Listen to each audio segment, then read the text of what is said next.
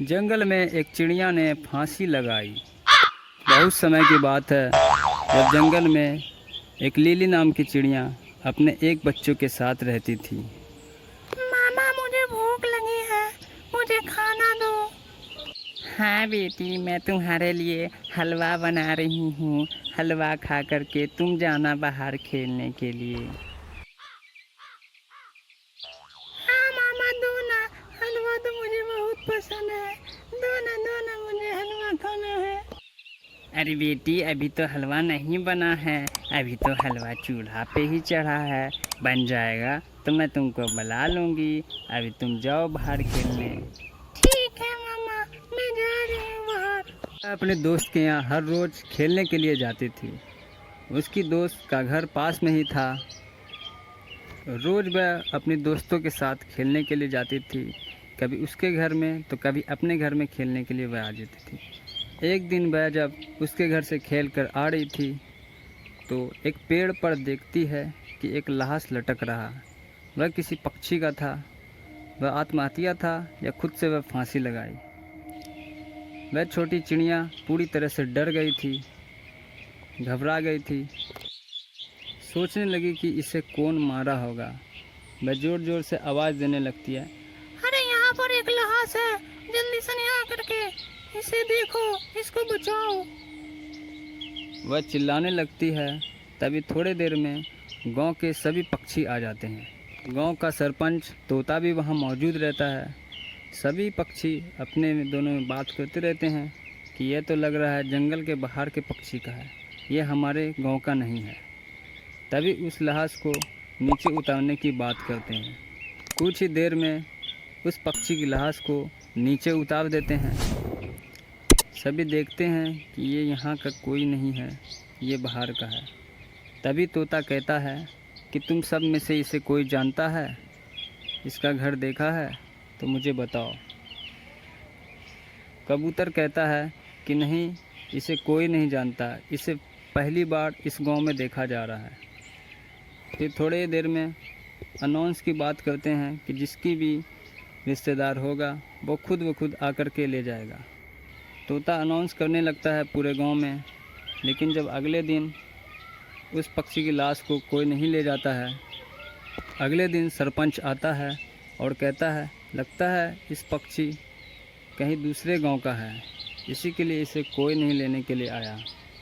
वहां तक हमें खबर करनी होगी क्योंकि इस पक्षी को मैं पहली बार इस गांव में देख रहा हूं। कबूतर कहने लगता है हाँ, अब मुझे इसे खुदाई करके इसको खुद ही दफनाना होगा, नहीं तो इसमें महक बढ़ जाएगी। अगले दिन फिर गांव के सरपंच सभी लोग उसको दफना देते हैं और फिर वहां से चले जाते हैं। फिर कुछ दिनों के बाद लिली चिड़िया की बेटी उस लाश को देख करके काफ़ी ज़्यादा तकलीफ़ में रहती है और फिर धीरे धीरे उसकी तबीयत बिगड़ते जाती है। वह बीमार पड़ जाती है। उसकी माँ बहुत परेशान रहती है, मेरी बच्ची जो है डिप्रेशन में चली गई है उस लाश को देख करके। वह पिछले 2 दिनों से बीमार थी, कुछ खा पी नहीं रही थी और दोस्तों के घर पर भी खेलने के लिए नहीं जा रही थी। बीमार वह बहुत ज़्यादा पड़ गई थी। दिन ऐसे ही बीतता जाता है। उसकी माँ बहुत चिंता में रहती है। धीरे धीरे लिली चिड़िया की बेटी ठीक हो जाती है। अरे, तुम कुछ दिनों से खेलने के लिए नहीं आ रही, क्या हुआ? तुम्हारा तबीयत खराब था क्या?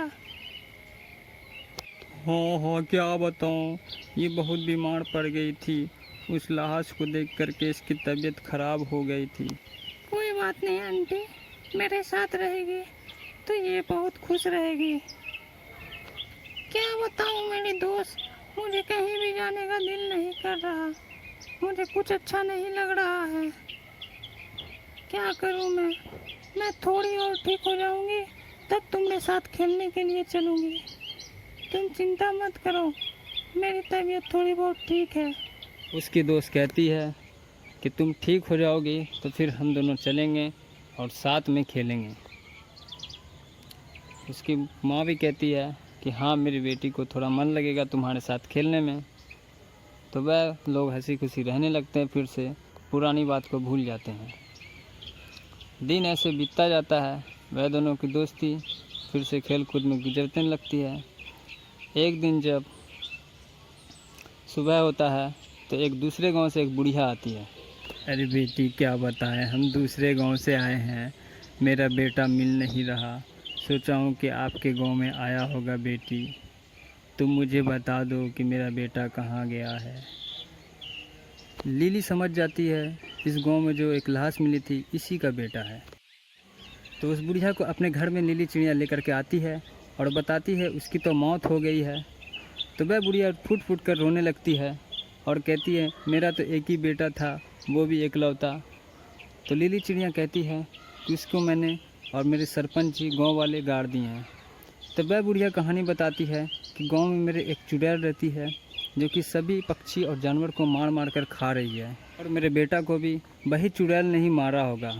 लीली चिड़िया और उसकी बेटी उस बुढ़िया की बात बड़े ही गौर से सुन रही थी। अरे लीली बेटा, तुम जानती हो मेरे गांव के सभी जानवर पक्षी अब नहीं रहें, इस गांव के भी सभी पक्षी मर जाएंगे।